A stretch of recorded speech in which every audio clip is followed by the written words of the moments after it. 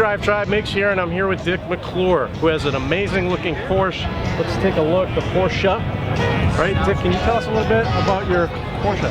Well, this is a somewhat rare production car that Porsche built for 2 years, in 1961 and 1962.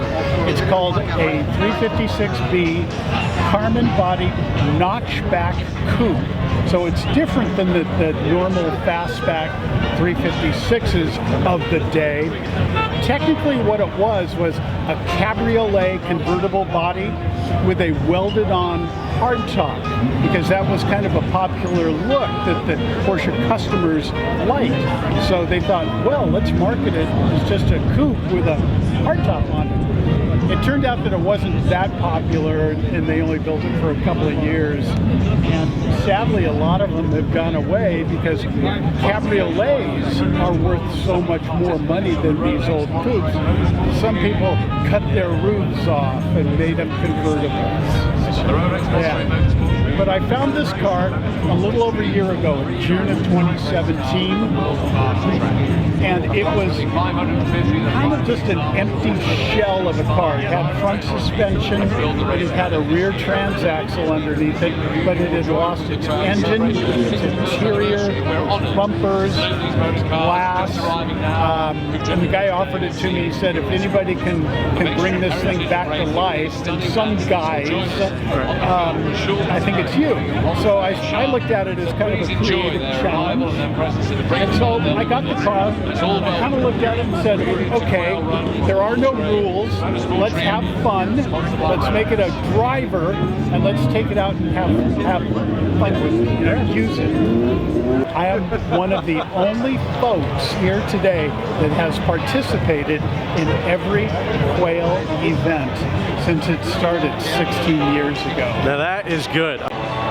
So when I was restoring this particular car, I thought of the relevance of like the old rock and rollers of the day. I mean, Eric Clapton was a car guy. Yeah.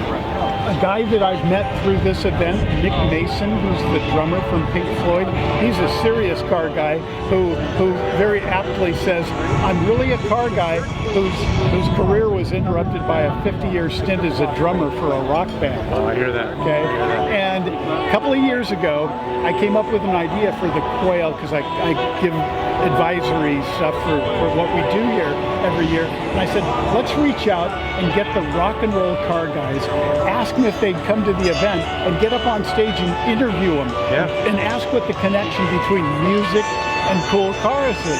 So we sent out invitations to Billy Gibbons from ZZ Top, and Clapton and Elton John and Billy Joel and stuff. And we sent one to Nick Mason, and he said, I'd love to be there. And then we sent one to Neil Schon from Journey, the band Journey. He's a serious car dude also. He said, I'll come. So we got Wayne Carini, and we got those two guys, put them up on stage, and they just talked about their car connection and the music connection and what the art of rock and roll and the art of cars and how it all connects, kind of through their bloodlines and their passion for both. And so I've always kind of tried to honor the car guy people.